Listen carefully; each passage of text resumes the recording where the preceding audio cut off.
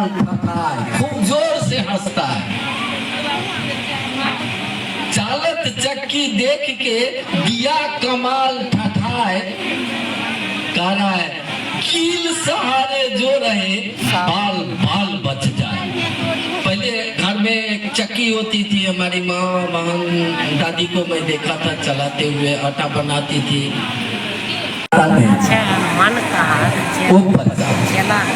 इस दुनिया का कोई कील है तो वो है हमारे से कबीर। जो सट गया वो सट गया, वो तो पीसेगा नहीं। थोड़ा बहुत खरोंच तो जरूर लगेगा, इसलिए कि संसार है, चक्की चलती है, खरोंच तो होगा ही होगा, लेकिन पीसेगा नहीं, बच जाए। हम लोग यही कहने चलते हैं कि आइए उस शिव को अपना गुरु करें। अभी कुछ ये सवाल कर रहे थे, जो कुछ लोग आपके बारे में ऐसे बोल रहे थे, मैं कमेश्वर जी को भी आज जवाब देता हूँ। कल मैं मीटिंग में भी बोला था, कल विभूतिपुर की मीटिंग थी, मैं उसमें भी बोला। एक फकीर एक मस्जिद के सामने से गुजर रहा था, तो फकीर को मस्जिद उस चीज से कोई मानी मतलब नहीं होता है, वो खुदा की फकीरी में रहता। तो मस्जिद का मौलाना निकला और उस फकीर को कहता है, ए फकीर, आज मैंने जो नमाज खुदा को खड़ा किया ना, तो मेरे खुदा ने तुम्हारे बारे में बोला है कि साला 20 साल से फकीरी करता है, लेकिन वो जो मुझे नवाजता है ना, मैं उसके नवाज को स्वीकार नहीं करता हूँ। तो उस मौलाना ने उस फकीर को कहा कि खुदा तेरी नवाज को नहीं स्वीकारता है। फकीर जोर से हंसा और नाचना शुरू किया। तो मस्जिद के मौलाना ने कहा, रे ससुरा, इतना दुख का बात है कि 20 साल से तुम फकीरी कर रहे हो और खुदा तुमको अपना नहीं समझता है, तुम नाच काहे रहे हो इतना झूम झूम के? हेलो। कहा इसलिए नाच रहा हूँ, भले वो मेरे नमाज को स्वीकारे ना स्वीकारे, उसकी नजर तो मेरे ऊपर है, तब तो तुमको उसने कहा है।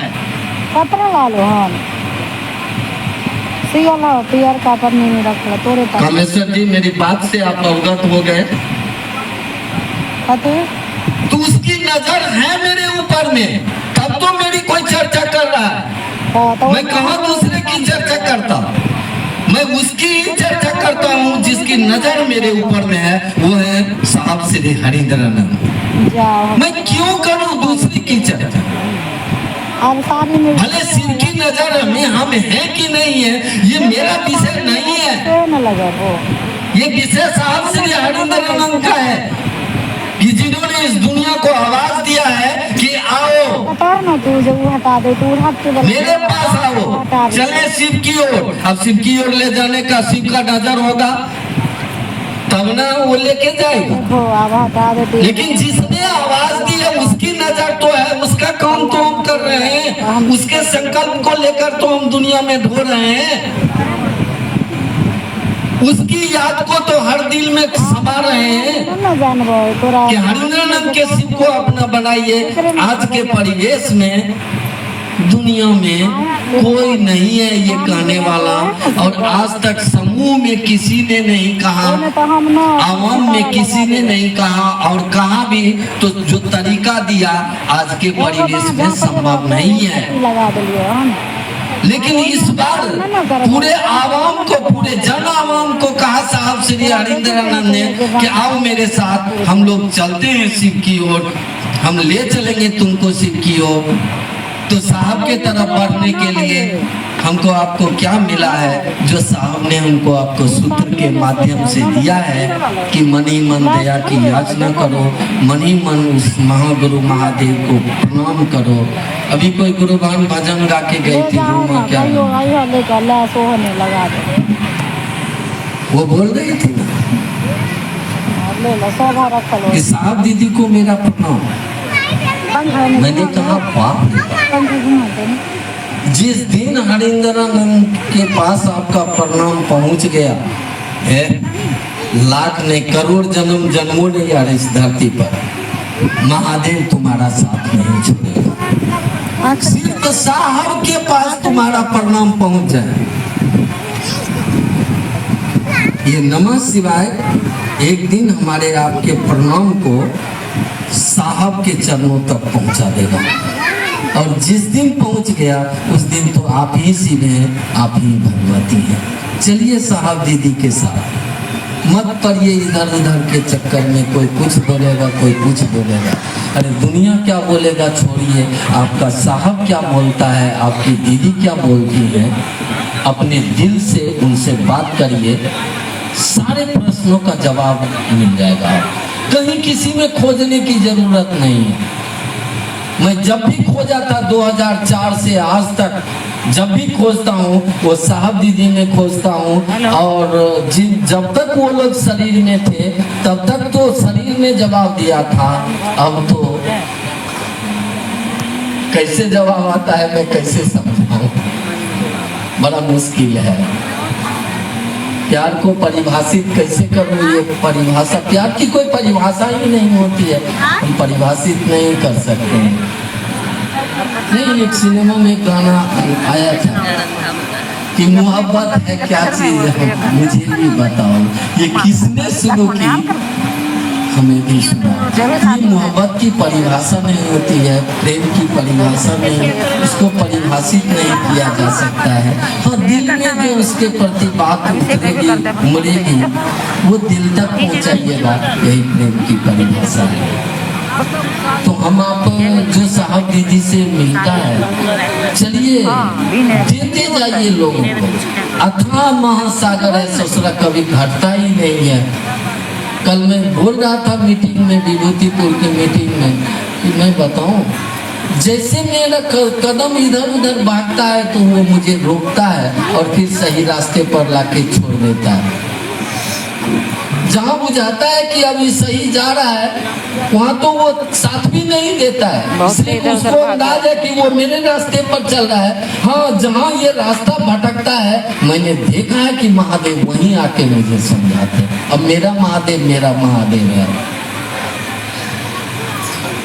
आप भी महादेव को गुरु माने हैं, लेकिन एक बात याद रखिएगा, जिस महादेव को आपने गुरु माना है वो हरिंद्रानंद का महादेव है।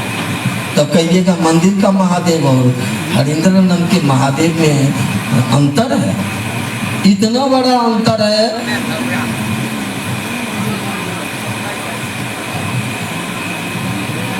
कोई बता ही नहीं पाएगा आपको क्या अंतर है। एक साहब कहानी कहते थे ना, एक बार एक आदमी, पंजाब की कहानी, वो मार्केट गया था और जब वापस हो रहा था तो पहाड़ी रास्ते थे, रात में बारिश, दिन में इतनी बारिश हुई कि वो छोटी छोटी नदी होती है उसमें इतना करंट होता है, पास नहीं कर सकता था। शाम हो गया, अब उस पार जाना है, कैसे जाए। तो वहाँ पर एक अगोरी घूम रहा था, उसने कहा क्या बात है, क्या नदी के किनारे खड़ा होकर क्या कर रहा है। कहा बाबा उस पार जाना। उसने कहा जाएगा, हाँ। कहा नदी से बालू ले, वो हाथ में बालू लाया और दोनों हाथ को ऐसे करके बालू को पसार के, एक में लिख दिया सी, एक में लिख दिया वाह शिव। शिव लिख दिया, कहा इसको देखते हुए पार कर। जैसे उसको देखा, अब पानी में कदम रखा, पानी पत्थर बन गया और जा रहा है, पार कर रहा है। आधा से ज्यादा नदी पार करने के बाद वो गौर से पढ़ रहा है, शिव। शिव मतलब तो महादेव होता है, वही महादेव ना, जरा मैया पूछती है, जरा बाप पूछता है, जिसको गांव का लोग पूछता है, वही महादेव। जैसे ये सोचा पानी में डूबने लगा। अब चिल्लाया बचाओ बचाओ। अघोरिये ने गाली दे के कहा छोड़ अपने शिव को, मेरे शिव को देख।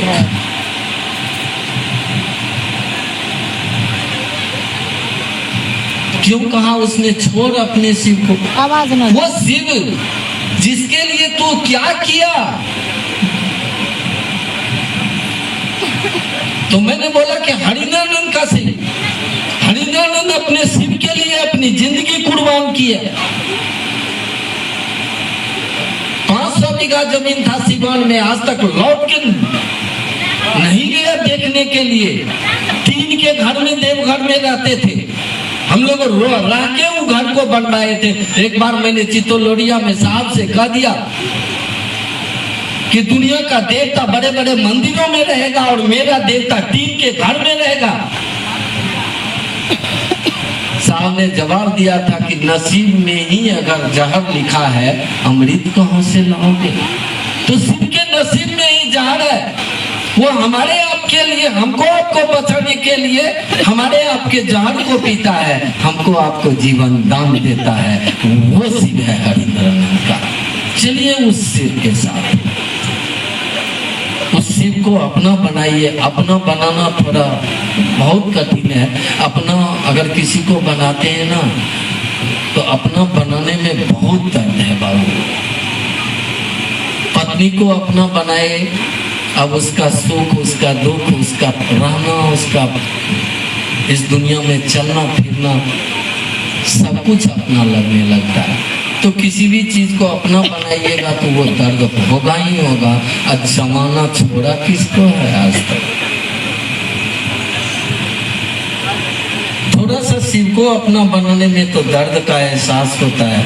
मैं भी जब महादेव को बहुत ज्यादा करीब होने की कोशिश किया था तो बहुत ज्यादा दर्द हुआ था मुझे और मैं हार गया था।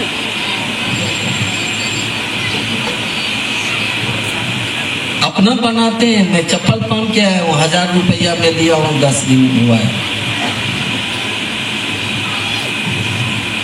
भीड़ में अगर छूट जाए कहीं तो साला 1000 रुपया का मेरा चप्पल। मन अपना समझने लगा है। जिस दुकान से लिया उस साले के दुकान में आग लग जाए मुझे कोई गम नहीं होगा, लेकिन काश उस मेरे 1000 के चप्पल को अगर एक कुत्ता बैठ के कुतर देगा तो बहुत दर्द होगा। अपना मतलब उस शिव के लिए अगर कोई कुछ बोलेगा, अगर आपको लगेगा कि ये उल्टा बोल रहा है, आप कुछ कर नहीं पाइएगा तो अकेले बैठ के रोइएगा भी तो जरूर ना। उसको अपना कहते हैं। अपनों के लिए लोग रोते हैं, दिल से रोते हैं। क्या शिव के लिए हमको आपको दर्द है? क्या शिव के आदमी के लिए हमको आपको दर्द है? मैं कमेश्वर जी को बोला कि मेरा 2000 का पेट्रोल जलेगा, वो तो अलग बात है, लेकिन मेरा मन सोच रहा था कि ये मौसम तो अनुकूल नहीं है। और ऐसे लोगों में महादेव के आदमी को आप इकट्ठा कर रहे हैं। अगर किसी को कुछ हुआ ना तो महादेव गाड़ी से आए हैं, हम पैदल आए लिए भैया साथ चल जाएगा। है दर्द तो महादेव के लोगों को भी अपना समझिए। 4 चक्का से आए हैं और एक दिन तो आपको लाचारी हो जाएगी जब शिव आपके अपने होंगे, आपका नजरिया बदलेगा तो शिव के लोग भी आपके अपने होंगे। चलिए साहब दीदी के साथ आप सभी लोगों के चरणों में निराश।